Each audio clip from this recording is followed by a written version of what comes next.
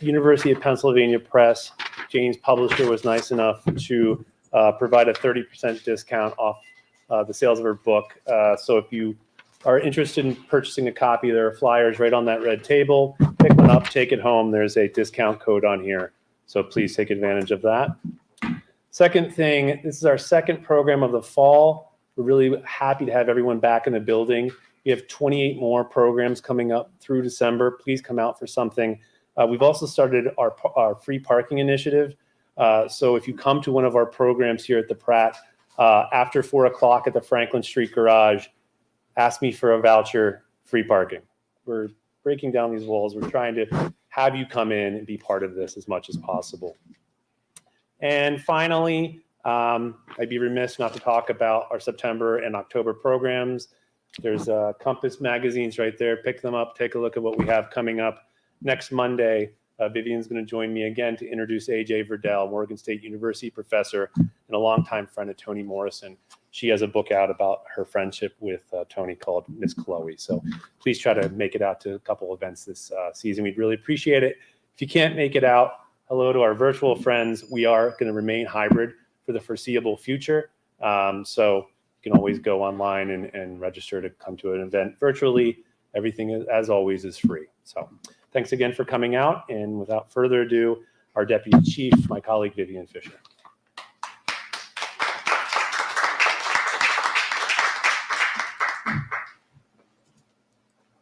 Thank you, Cleve. Good evening. Good evening. Good evening. Hi, welcome. Welcome to the Pratt Library. As Cleve mentioned, I'm Vivian Fisher, one of the deputy chiefs here at the Central Library. And it is my pleasure and honor this evening to have Dr. Jane Berger, associate professor, is that correct? Okay, of history at Moravian University, to be our featured Writers Live speaker. Dr. Berger is a product of Baltimore, Maryland, and she attended the Baltimore City Public Schools from the kindergarten through the 12th grade. She studied chemistry and English at the University of Delaware, earned her master's degree in deaf education at Gallaudet University, which she loved being an interpreter, and a second master's in history from the University of Massachusetts, Amherst. And she received her PhD in history from Ohio State University. Berger won the 2022 David Montgomery Award from the Organization of American Historians for her book, A New Working Class, The Legacies of Public Sector Employment in the Civil Rights Movement, which she will be discussing this evening. She is also the author of A Lot Close to What It Ought to Be, Black Women and Public Sector Employment in Baltimore, 1950 through 1970, and Life and Labor in the New South, which was edited by Robert Zeiger. And she published an article in Black Perspectives on Martin Luther King Jr. and workers' rights in Baltimore. Please join me in welcoming Dr. Berger home to Baltimore and the Pratt Library.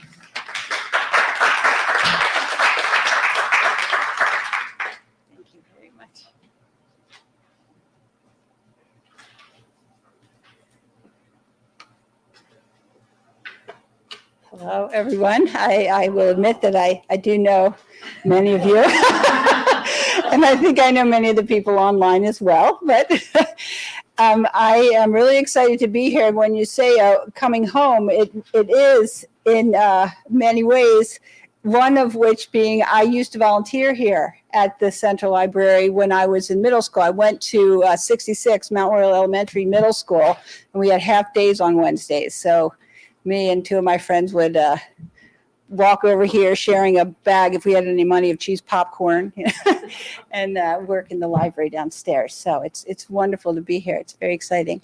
I also was thrilled to walk in and see members of a family who were very much the inspiration for for the narrative that I tell. And so I am very grateful, particularly to have you both here today and your friend. And I really, April is a filmmaker, a local filmmaker, and one of her early dabblings when she was at Coppin was a video interviewing her grandmother, which she was generous enough to let me see and use, and and I was able to get information from that and use it in my book. So I'm thrilled for that as well. Louder? Oh, okay. Okay. I don't know. I can. He told me not to touch anything. All right. So you touched it, not Yeah. Go ahead. Okay. All right. He said, don't touch the mics. So, alrighty. So I'm just going to get started. So.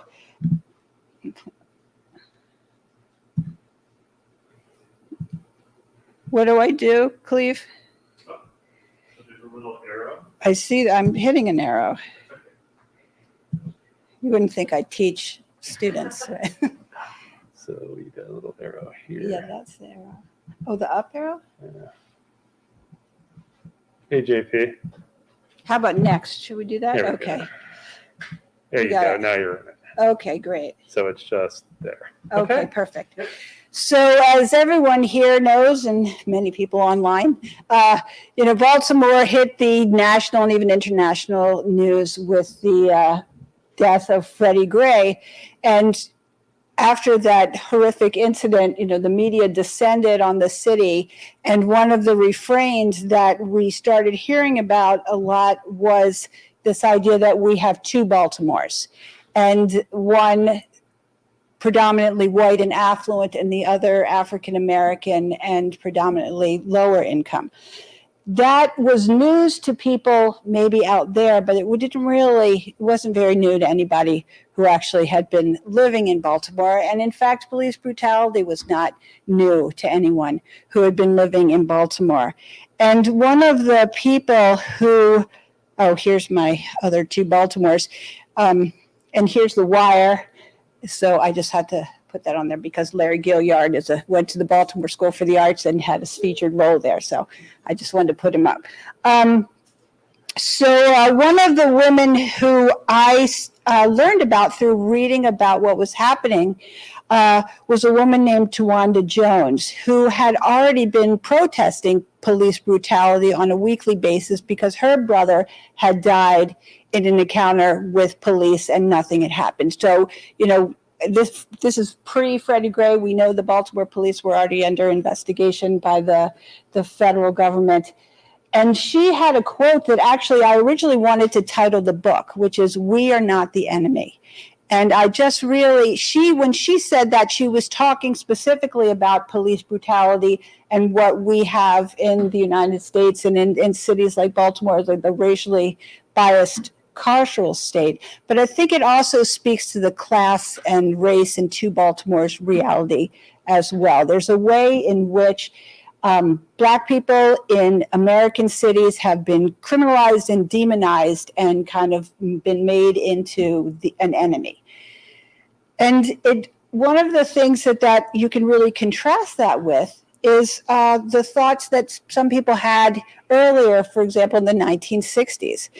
And so I wanted to try to understand. I knew as a resident of Baltimore growing up here in the 60s and 70s and 80s that there have always been two Baltimores to a certain extent. Baltimore was a Jim Crow city and had slavery. So it's not as though it's entirely new, but there was a moment in history where a different future did seem possible. And I just wanted to try, and certainly the Baltimore, some of the problems that Baltimore experiences today are not those that were as prevalent when I was a young person. And I wanted to kind of understand what had made that difference. So here's a picture of cute little me, to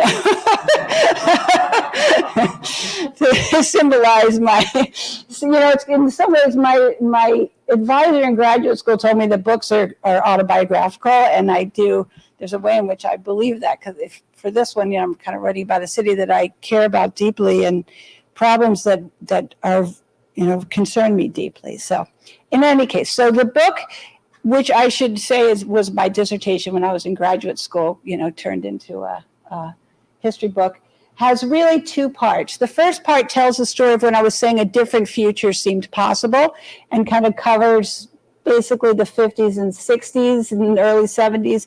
And then part two looks at kind of the transformation of really what I would say is what happened, what went wrong. And that is part two. So I'm going to go through both parts of that. My book came out during the COVID pandemic. And so as a consequence, most history books have like 10 pages in the middle that have a lot of pictures. I wasn't able to get any pictures because all of the archives were closed, and I would get emails like, we're on level red. And so when we get to level orange, maybe we'll, so I don't have a lot of pictures in my book. So I wanted a lot of pictures in my PowerPoint presentation, and to give the due to people who are really tremendously important in Baltimore's history and made a lot of really significant changes. So here we see some of the, and there are many more, really important leaders of Baltimore's civil rights movement.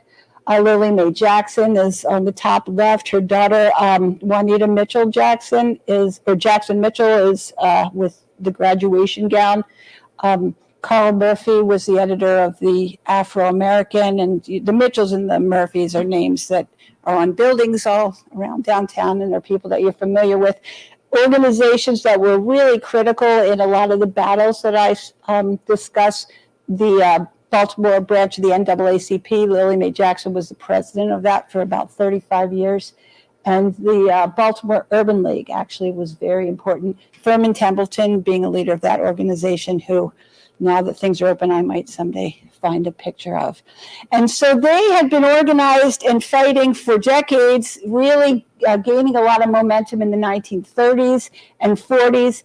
And on their agenda persistently were the issues related to employment, gaining greater political influence for African Americans, who were a large percentage of the population. We were about 20% by the start of World War II, but horribly underrepresented, excluded almost entirely from elected office until the 1950s, and then very, very minorly represented. So they wanted to see more political influence. And they wanted to see an improvement. We think about desegregation as just like integration, but it's about getting better services, and so they're very attentive to the quality of services available to Black and white residents of the city. So they've been fighting one of their big strategies in Baltimore, where despite being a Jim Crow city, Black residents had not been disenfranchised, was getting out the vote and trying to get into elected office people who would take seriously and champion, well, not yet, but the concerns of Black residents. And so throughout the 40s and 50s, the NAACP in particular, then joined by the younger, Black power people, still doing get out the vote to try to get to make a dent into the kind of white supremacist leadership of Baltimore City. And that ended up being particularly important when it comes to the employment battles that I was talking about, because private employers in Baltimore, Bethlehem Steel, for example, Bethlehem Steel had about a third of its workforce African American. However, Black people were concentrated at the very lowest grades in employment. And so the civil rights activists have been fighting to try to win gains in the industrial sector, but where political influence and get out the vote really helped was in the public sector. And so they were aware of that and concentrated their efforts on at least let's kind of break, get into public sector employment.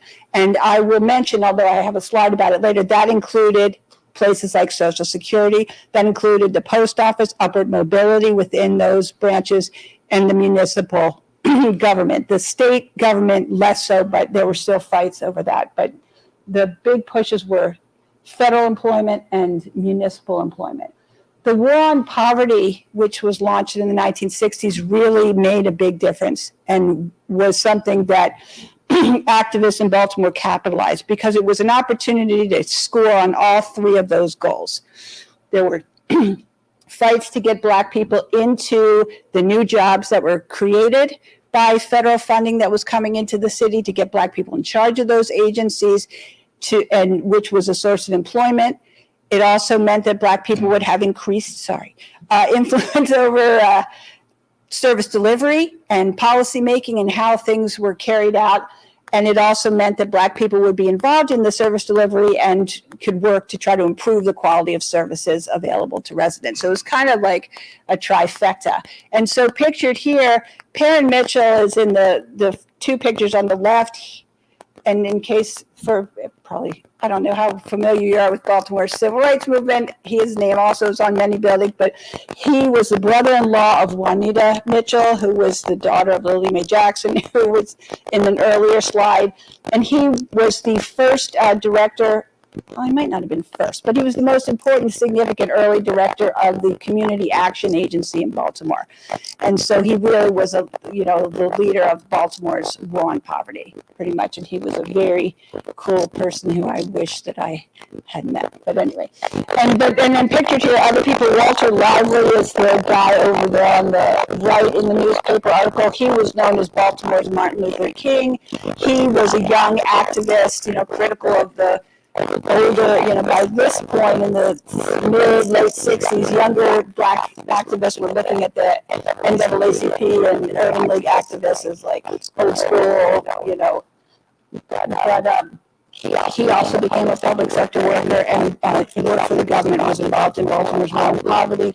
So all of these, not all of these leaders and many other people, for some people it's a job, but many people moved into jobs with the city, working in public agencies or working at federal poverty agencies with Clarence Brown, the chair of the Community Action Agency, were described as scared at the time. They were using their government jobs to really redistribute power in Baltimore. One of the war on poverty was maximum community participation, which is let's find out what low-income people think would be better for them to improve their situations and actually listen to them. So here's, this is we are the enemy. This is we are not the enemy. It's like, wow, let's respect people and listen to where they're coming from and the ideas that they might have. And these anti-poverty warriors in Baltimore, the federal government's interest in the war on poverty quickly waned, but they and others, really continued the fight for years beyond that. And so they're kind of the main characters of my book. And what they did was undertake what one historian called government-sponsored rebellion. So they empowered by federal grants money that Congress would send directly to city agencies in some cases, or in some cases to elected officials and then to the agencies, but often directly to those agencies. They used the money to try to empower community members. They marched on Washington. They had rallies. They housed the offices of the Welfare Rights Organization in Baltimore, and they tried to, make real maximum feasible community participation. And they had millions of dollars. And so and to wrap your head around it, like this is Baltimore 1967, 1968. Like, the Civil Rights Act outlawing segregation was 1964.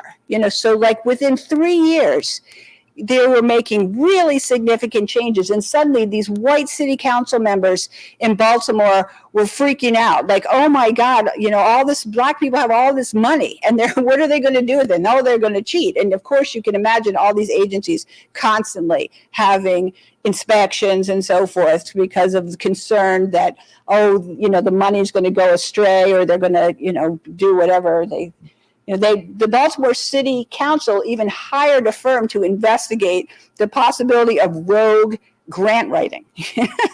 Like, oh no, people running these agencies are going to get an extra grant for like childhood hunger. God forbid, so, that we didn't approve and we didn't know about, but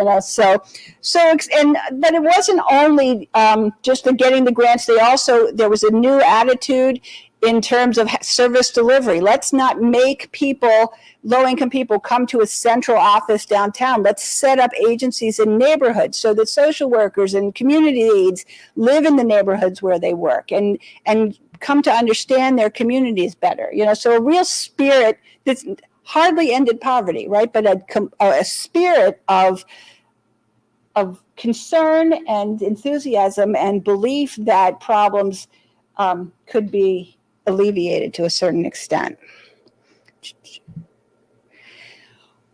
the outcomes of this, the war on poverty, I think, often gets underrated. The war on poverty did alleviate poverty. There's no doubt about it. When you ended the war on poverty, poverty started going up again. So it actually did work despite all of the kind of dog whistles of how, it was a problem.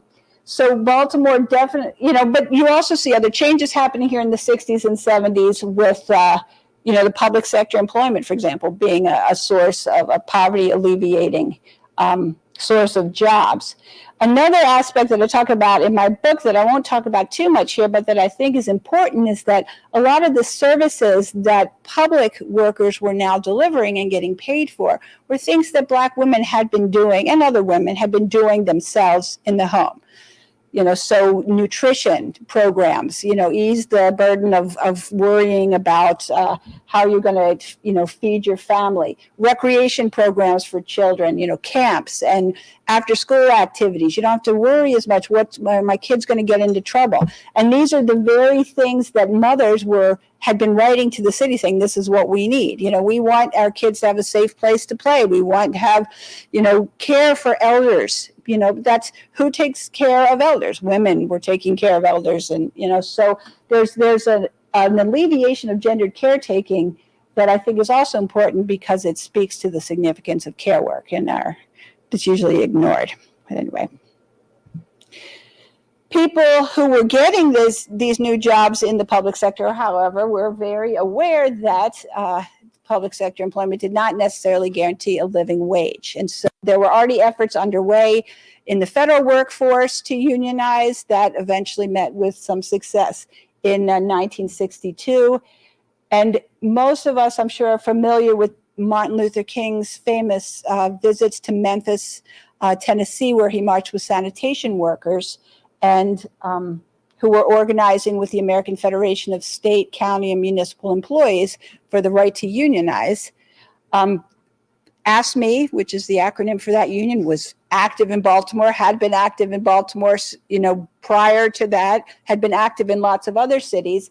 Martin Luther King's tragic assassination actually kind of gave extra force to that effort to unionize. And it was very hard for the city of Baltimore and other cities to say no in the wake of his assassination. And so his death, ironically, really fired up the public sector union movement, which had already existed. It gave it the kind of clout that it needed. And so Baltimore workers who went on strike a few months after the Memphis sanitation workers strike ended up winning. And teachers were on strike then as well. So, and that picture actually is Memphis, not Baltimore, but Baltimore sanitation workers did carry the same signs. I just don't have a picture of them.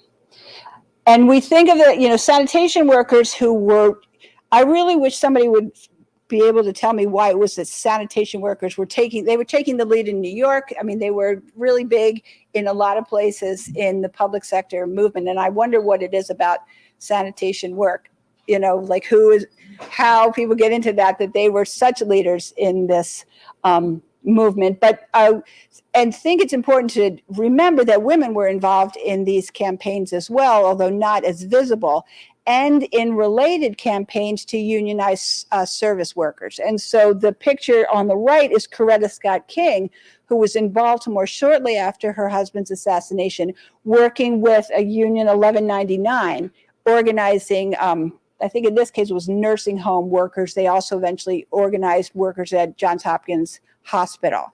So this was, this is just at a time when, as the story supposedly goes, the union movement was dying. Well, it wasn't dying for these workers. It was just getting started, right? That's what the new working class is supposed to be about. So yay. And African Americans were leading these unions and unionization efforts in Baltimore. And their names are Raymond Clark was the local president of ASME Local 66, and Dennis Crosby was the president of the Baltimore Teachers Union. There was another, well, I'm not going to go into that. This is how I take too long. I know, so you learn a lot when you're doing this. So, and as I said, so I was just talking about the fights that people were doing within the municipal sector. There were similar fights to open employment at Social Security, for example, And, there were protests. The picture that's on the cover of my book, those are Social Security employees protesting segregation and discrimination in the workforce at Social Security. And Lily Mae Jackson was just on Social Security all the time, to really monitoring Social Security employment, which was really kind of had cachet, right, to be a Social Security worker. So. And then efforts by community members and people who work there. I interviewed a guy who had worked at Social Security who was helping people prepare for the public service exam, to try to help create pipelines into these jobs. So this is a pretty big deal, and something that I think we haven't paid enough attention to, because we've been very focused, understandably, because it's important, on deindustrialization in cities and the lack of factory jobs. But just as those job numbers were declining, public sector employment in the African American communities were not just in Baltimore, but also was exploding. And it was particularly important for women. And so it's a real moment of recognizing the very tremendous contributions that Black women have made in public service and economically in their communities. So, and then along with that, as people were gaining leadership roles, and these were mostly concentrated in human services agencies, not in like finance and, the business offices. This is new influence for African Americans who'd been just about shut out of local politics. And it led to improved services. So this is when those of us who went to high school together, we were growing up, right? So that's why, it might have seemed rosier, but it kind of was rosier. There was a lot of enthusiasm and optimism about what could be. So what went wrong? And that is the second half of the book.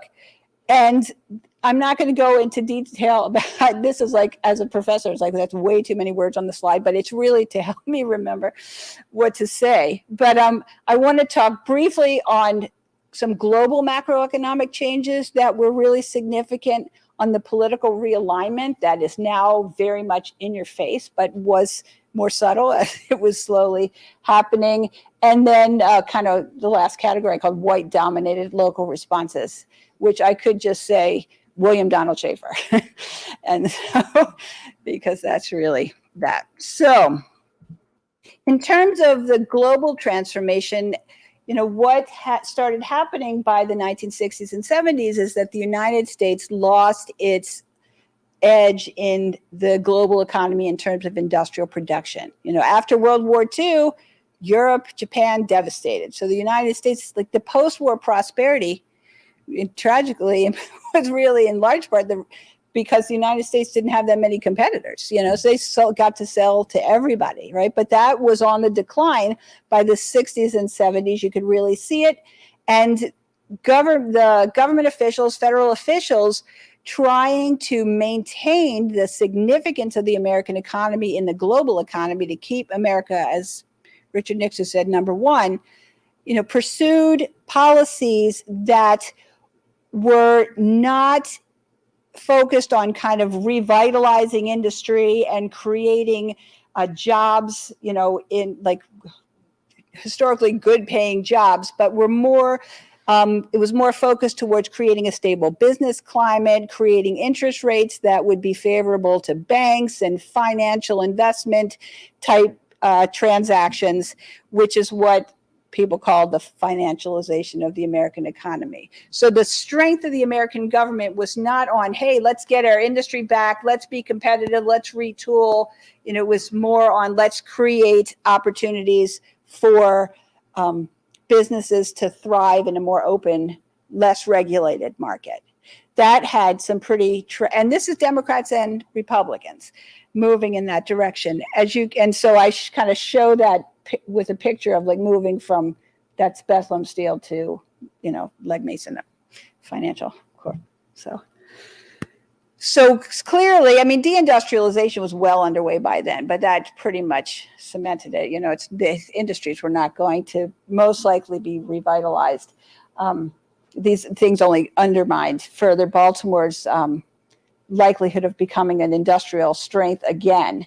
It also meant, as the federal government pursued policies of deregulation, lower taxes, and so forth, that the government had less money. And if you have less money, you're going to put less into services and you're going to have less workers. So there's a definite, you're going to have less money to redistribute to poorer parts of your nation. So the decision making and the efforts to transform the national and global economy in the ways that we're supporting finance rather than like industry and production had very real consequences for people. And it didn't just happen, right? It's the product of politicians making decisions about what to do. It also made it really difficult for cities like Baltimore, where it's not like we were here, many of us in the 70s, people were like, woohoo, Baltimore. What company wanted to come to Baltimore? And now that if you're deregulating and you can go anywhere, it gets even harder. So a second big part of the picture, which I'm sure many of us are very familiar with, was, after the mid-century liberal era in U.S. history, Republicans, conservatives were very interested in regaining national power. They'd been on the outs basically for decades.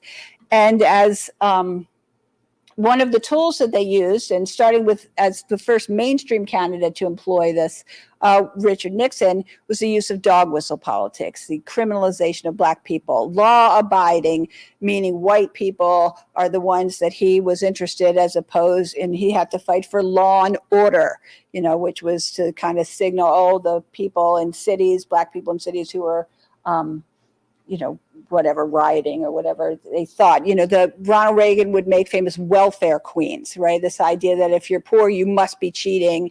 And as I'll say eventually, so must your social worker be cheating. And there was this way that all of the stuff got conflated, because if you read some of the conservative literature from the time, like rebellions, riots that followed the assassination of Dr. King, and public sector strikes, they started using the same language to talk about them. It's just like, the cities and the fires and those Black people who live there are just out of control, and welfare queens are poor women, are cheating off the system, and the social workers are helping them, or the librarians somehow must be helping them.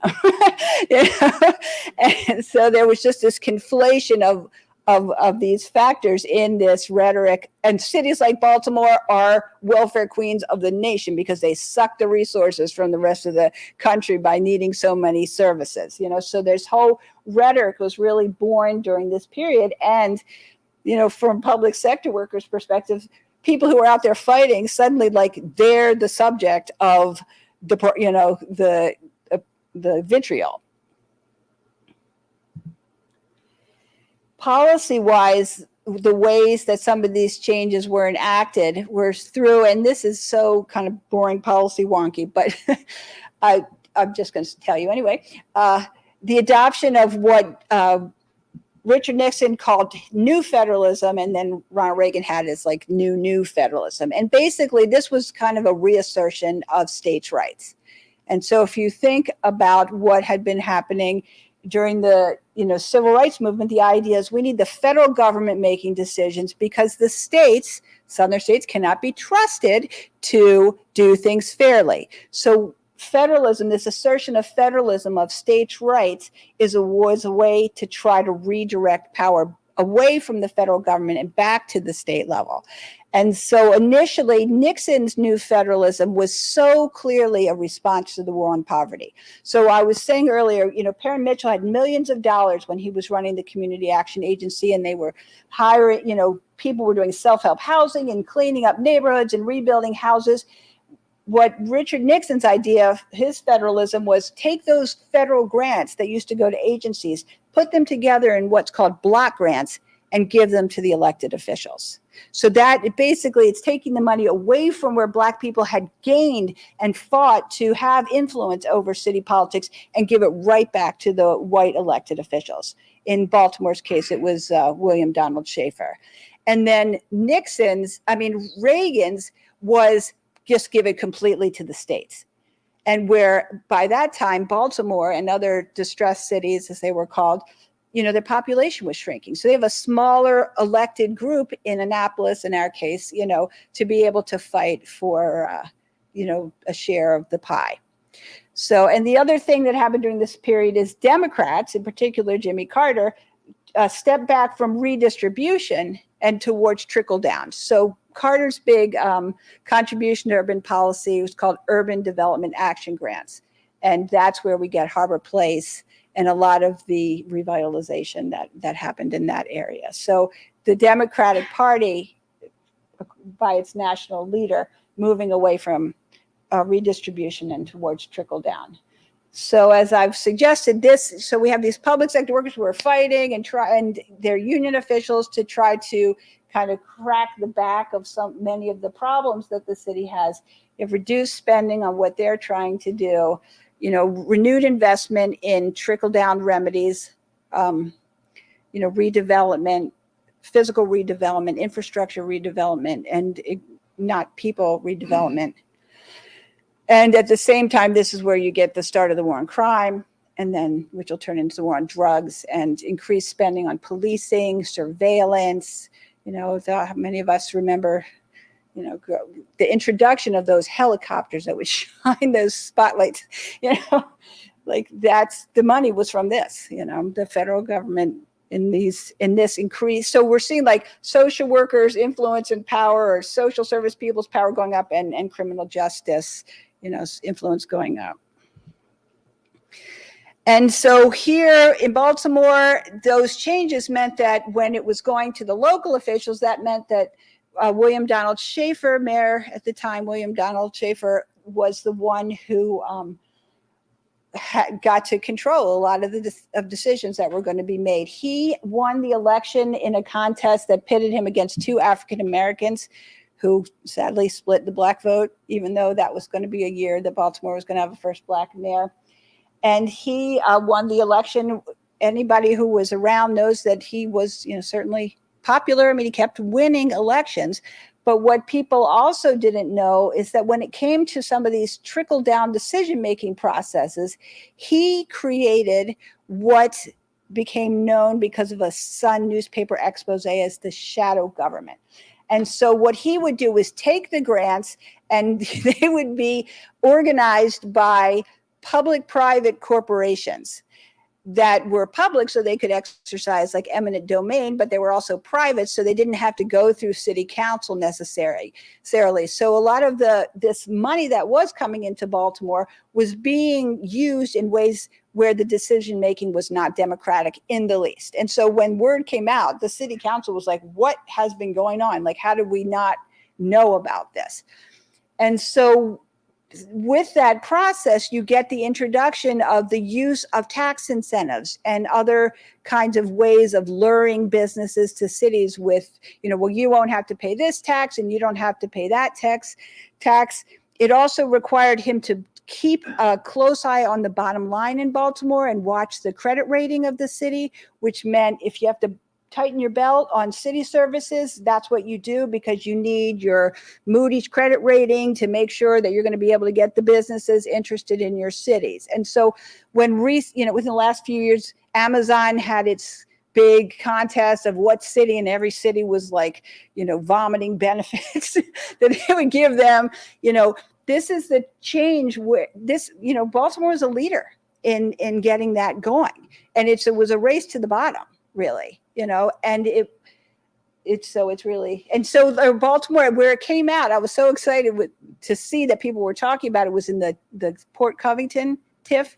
People started really talking about it. I'm like, yeah, but that's what started during Schaefer, and it's really, it's been an interesting change, because now just the idea of jobs, like, well, if you bring us jobs, they don't have to have benefits, we don't care, just jobs. Then we're not going to have, you don't have to pay for the roads. You don't have to pay for the hospitals in your area. You don't have to pay for the schools. Like, businesses used to actually have to pay taxes and contribute to their communities. It's not just jobs, So we see, so this was a way that those changes were realized in Baltimore under the leadership of Mayor Schaefer, who monopolized power, really. And so whereas the earlier activists were doing maximum community participation, right? Schaefer was like minimum community participation, and what it meant for African Americans in particular was deals that other cities were negotiating. Black business set asides. This percent of construction workers need to be African American, or for other constituencies, you need to hire union carpenters. You need women-owned businesses. None of those deals that, these were trends that were happening. It's hard to escape entirely, but other cities, you have to, if you're going to do that, you have to invest in childcare. You have to invest in mixed income housing, which people fought for with the Port Covington TIF, and were able to get some things. Like, those fights could not happen because these deals were being conducted largely in secret. And at this point, Perrin Mitchell, who was now in the Congress, had started championing Black capitalism and Black wealth creation, realized that reading the writing on the walls, right? It's just the redistribution era is over. But this robbed Black Baltimore of creating Black wealth because people couldn't get in on those deals that were building the harbor places and the aquarium and the science center and all of that stuff. So, meanwhile, which kept the importance of public sector employment, but even by national standards, Baltimore's Black community's reliance on public sector employment is higher than in other cities where there were Black mayors who were making efforts to kind of open up economic opportunities for Black wealth creation. So I focused on a lot of the negatives. There were certainly resistance to all of these things the whole time. The unions were often the champions. Public sector unions, AFSCME, had strikes, were trying to call attention to this. AFSCME on the national level was pointing out, look how service recipients and service workers are being conflated and made to be the bad guys. Look at how, as cities are cutting back, they're privatizing those jobs. Now they don't have benefits when they're privatized. They used to have benefits when they were part of the government workforce. Like, they were pointing these things out. There was, when we were in high school, for some of us here, the Solidarity Day in DC, right after the election of Ronald Reagan, that was organized. AFSCME was a big champion of that, but also the labor movement just more generally worked together in close partnership with civil rights movements. Civil rights organizations were very closely monitoring this and pointing out. Vernon Jordan, who was the president of the National Urban League for a while during Jimmy Carter's presidency, talked about how Black people have been fighting to get the federal government to, did I already say this, to fight, to have the role, and now you're giving it back to the states. Like, it's not like it was going over the heads of the people who were involved. So the fighting was relentless. Nevertheless, it was not, as we know, as successful as maybe we would have liked. And so what you do see, and workers kept trying to, make the best of things that they could. And there's so many beautiful examples of workers, Baltimore City workers, like going that extra mile, getting laid off, but still delivering food to the elderly people who they had formerly worked with, because the people who would, with Reaganomics in particular, who would get slashed were people who did like lead inspections and rat eradication, and elder care, home care, so you lose these services, people lose their jobs, disproportionately impacting women, right, who were overrepresented in those positions. And so by the 80s, things that now, as I mentioned, are kind of much more stark.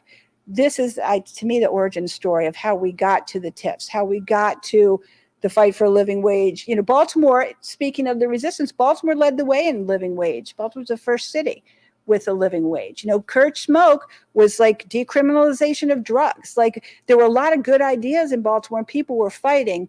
This tidal wave, though, was more powerful than the people who were fighting against it. So the impacts, certainly African-American women remain very powerful and overrepresented in the public sector, but the number of jobs shrank.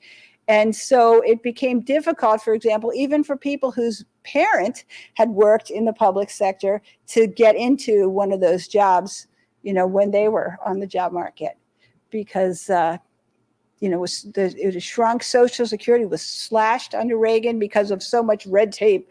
He didn't have any proof, but it's like, oh yeah, well, as soon as we are able to, computerize everything, well, we can just take off, 25% of the money that, So these are the problems that kind of contracted a sector of the economy that had been critical and remains critical to African-American middle and working classes in Baltimore and other cities. And at the same time, we see the rise, as I mentioned before, of the criminal justice system, where the police officers are, prison ward, guards are replacing social workers in terms of numbers in the cities. So that's kind of the start of it. And as I've already mentioned, I think it foreshadows fights that are in the news today that we take for granted. So issues of privatization, now with Mississippi, it's like, shoo, dodged a bullet on water privatization, right? But voter disenfranchisement is, again, efforts to kind of not let all voices be heard, fight for 15, these fights for making these, and that service sector employment, public or private, something, didn't have to be, you don't have to be a steel worker to get a union wage. Why can't you be a McDonald's worker and get a decent wage, So much of the wonderful activism that animates our world today has their roots in these changes that I wrote about in my book. Thank you.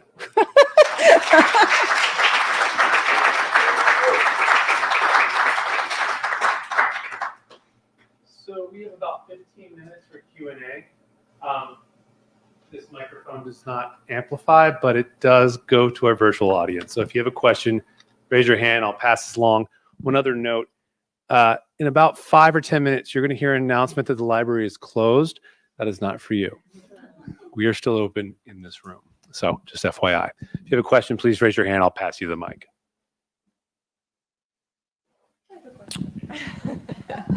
Hey, Jane. I love that review. So what was something that really surprised you in your research? Or... Something that surprised me was, how you go back now and you watch MASH or Archie Bunker, and by then you were like, oh, was there sexism then, or there's racism then, but it's just like the overwhelming power of white supremacy in Baltimore, and I have white privilege, so I just didn't see it as much.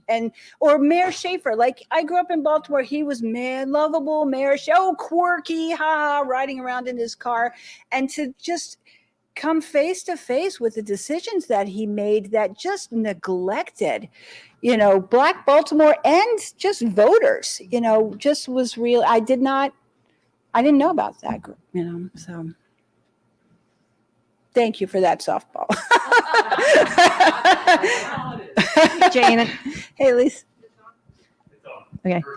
Thank you, Jane. I really, really enjoyed it. Thank you. I have a question and then a comment. What in the efforts that you described to the financialization or the efforts to focus on the business-friendly nature of our city, I remember that because I lived through it, but did you find that they actually were successful? I don't remember hearing about any major employer moving to Baltimore as a result of those efforts. Well, I think initially, like with some of the early grants, they were able sometimes to keep employers for longer. And there were occasional times that they brought them. The revitalizing Baltimore's industrial economy just wasn't going to happen. The thing revitalized in Baltimore in terms of the industrial economy are the dock workers, the stevedores, because they're bringing in goods that were made in China. So they're doing really well, but it didn't revitalize industry to the extent, and that was kind of what they said to make it seem popular. To the extent, a lot of the downtown redevelopment had money, federal money this way. And so that, to a certain extent, stayed. That was made possible. Thank you. The comment I had is with regard to the metaphor or the quote you start with, we are not the enemy, and you then, that starts off, we are not the enemy, citizens to the police, and then you basically analogize it to, we are not the enemy, public sector workers. I just feel like it's only gotten worse because the demonization, it's now the deep state. Now you're considered the deep state and you are that nefarious. So I think it's gotten worse as a comment, but I don't know what you think about that. Yeah, I think it's gotten worse too. And I think it's really important to see the racialized history of it, that it started with welfare workers and anti-poverty workers who, like their clients, were ripping off the system, right? And then it's just more generally, oh, well, public sector workers, well, they're not working for the profit margin. So they're not incentivized to work as hard as they can. And government workers are just wasting time on the job. And it's been subtle, but that's been a constant refrain, that now could maybe turn to conspiracy theory. Although conspiracy theories about public sector unions, they're trying to take over the government, and those have been around too. That's behind the recent Supreme Court decision. That's an effort to roll back public sector unionization. This idea that these nefarious forces are behind public sector unions. So they want to privatize, which then puts nameless, faceless people in charge. This is only for the virtual audience to hear us, so you'll have to project your voice for in the room. In looking at the union leadership and union organizing, how did you find the unions themselves dealing with diversity issues in-house? Well, that is a good question. And in Baltimore, the leadership was African American, and in AFSCME for a long time, but it was very male dominated. So there were women, but they did not have as many leadership roles. And they also did, because of the sex segregation in the job market, like, you're not going to win a strike if you send your hospital aides out on the picket line. You might have a better chance if your sanitation workers are out on the picket line. That's hard when you don't have trash pickup, but you don't want your relative in the hospital and so it was harder because a lot of AFSCME members, who, not all, but many were in caring fields. It was harder for those women to go on strike, although you see strikes happening in 1199. It was very male dominated, and that is I'm actually the chapter, something that I'm working on now is going to be looking more into Black women's influence role in AFSCME, but it was definitely male dominated. And the union was very much, AFSCME understood itself as pulling up that their responsibility was to take the lowest paid city workers and raise them to a decent standard of living and get vision insurance and time paid off and a grievance procedure, and you can't just get fired because you're 10 minutes late or whatever. And so they did not, during that time, they do it much better now, in my opinion. Sorry, any AFSCME folks, but they did not really work with community groups during those formative years. And I think that's something that you could look at and say, wow, now they do. The living wage campaign was them working in solidarity with other groups and thinking, wow, maybe women can't make a meeting at this time because they got to go get their kids, or, so I think they've gotten a lot better on that front, and they fought racial discrimination in the workforce, mostly by trying to create training programs to get people, because a lot of times there was a ceiling for Black workers. The next step of that job, they would just hire somebody new in, instead of promoting somebody, getting someone to training and moving them. So AFSCME was really good at creating job ladders so that you could if you were a nurse tech, they would help you try to find a way to move up. Or if you were in sanitation or, custodial work, how do you get to be an engineer from there, So. Thanks. Very good. Makes me all the more interested in the book. It's a survey of a lot of really critical topics. But following on the last question, I noticed that in your presentation, you say so little about the workers themselves. And from your title and from at least one earlier article of yours that I remember, I expected there to be more, straightforward labor history about union organizing drives and strikes and such. And one angle on that is white workers. How did white workers come in? You've answered part of it here, with regard to the union leadership, and AFSCME was unique, not completely unique, but a little different from a lot of other unions that were a lot worse on these issues. But AFSCME, did fight racial discrimination and did work to bring Black workers into the labor movement. So what's the dynamic between Black workers and white workers? We know that, in the 50s, 60s, 70s, that Baltimore and the whole nation was just too much of a battleground between Black workers and white workers in too many cases, around housing, schools, criminal justice issues, politics, right down the line. But in a lot of cases, white workers have been able to look at the situation and say, hey, this could be good for me too. So I'm gonna sign on here. So can you say a little bit more about the dynamics of the actual union drives? I can, but I also wanted to say something about, I think that's a really important question. And I think that I think I've read, and I'm really pretty confident about this, that unionized white workers tend to vote in ways that you can see as statistically different than non-unionized white workers. So the unionization can have an impact on the thinking in getting to what you're saying about some of those connections that got made. I would say one of the examples I'll give you is Ernie Crowfoot, who was the head of the council that the local 66 is a part of. He was the head of kind of Maryland AFSCME. He talked about when the sanitation workers in Memphis went on strike, nobody expected that to happen. There was a wildcat strike. And so he was, and the AFSCME people in Baltimore who were already, mobilizing among workers here, went to DC and they tried to mobilize resources and mobilize the labor movement in their, and other AFSCME people did in other cities. He did not get support for the Memphis sanitation workers strike from the local Baltimore Labor Council.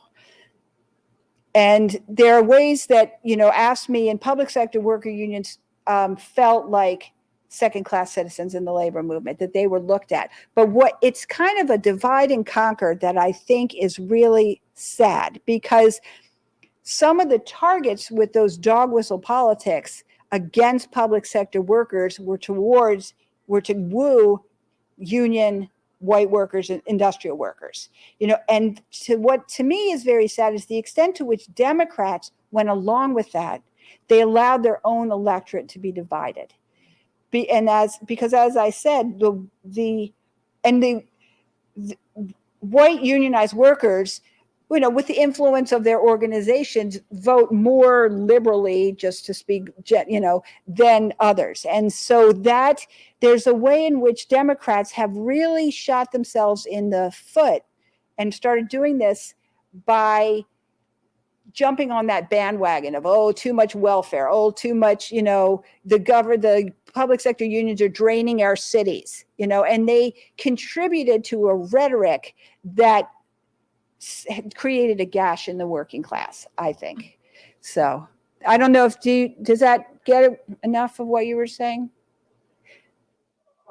Yeah, well, that's good. That's an angle on it that I was thinking about, but also thinking about the white AFSCME workers. Yeah, I want to know more about, I didn't really talk to that many white AFSCME workers, but I do, one thing that I've always struck me as funny, it's not in the book, but the I Am a Man sign that started in Memphis when Baltimore sanitation workers went on strike in September of 1968. White men carried those signs, which I think, because they weren't iconic yet, I don't think today that you would get that anymore, but so. I have one more question. Evening. Hi. I was listening to you earlier, and one of the things that caught my attention when you said something about the feasibility and the revitalization of from back in the day up to this point, and you also made mention about the struggle between the ladies and their rights to vote. Ever since the death of Freddie Gregg, my question now becomes, even up to this point, is this: Uh, Going into 2022, going into 2023, the question is going to be, what are you planning? What is your vision when it comes to the feasibility revitalization, when it comes to the city of Baltimore? I'm talking about with revitalizing the community, revitalizing those with the right to vote, employment, with them trying to revitalize downtown Baltimore, because a lot of things have changed since the pandemic. And my question now is are you going to be visualizing your goal of bringing the city to another level of people having their rights when it comes to these type of topics? Well, that is a wonderful question, and if I had the answers to all that, I would run for mayor. But I think that, I mean, there's no perfect answer to that question, I think, but it's okay to learn from history, and it's okay to learn from the good parts of history. And I think, we can't live in a city where people feel like they're the enemy, and that means we need to have more democratic decision making. We need people to participate in getting a voice in how decisions are made, not these secret, we'll have a deal over this and maybe we'll get like one nice little mixed income neighborhood, or block or something. These decisions on how to revitalize need to be made by community members and not just business leaders behind closed doors, because it's not for me to say, it's for the city of Baltimore to say, really. That was something that a friend of mine and I had been talking about. We were one day, he said something about health and human services. And I said, instead of it, we call health and human services, we'll use called feasibility. Because if you're dealing with one group, you're dealing with all.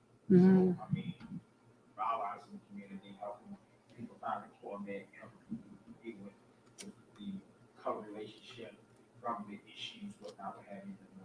When also validation, I was like, I want to talk to about that. Oh, good. Well, thank you for the question. I appreciate it.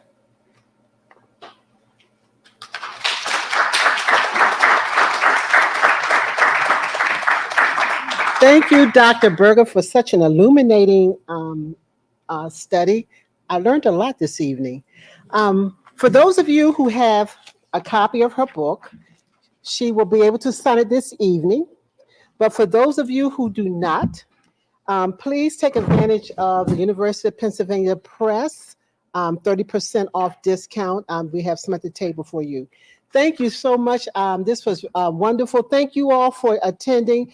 Please come back to some of the other presentations that we have this month. We have Cleaver's doing a great job and line up all these wonderful authors. So thank you so much for supporting Pratt. And we'll begin the book signing for those of you who have books. So thank you again.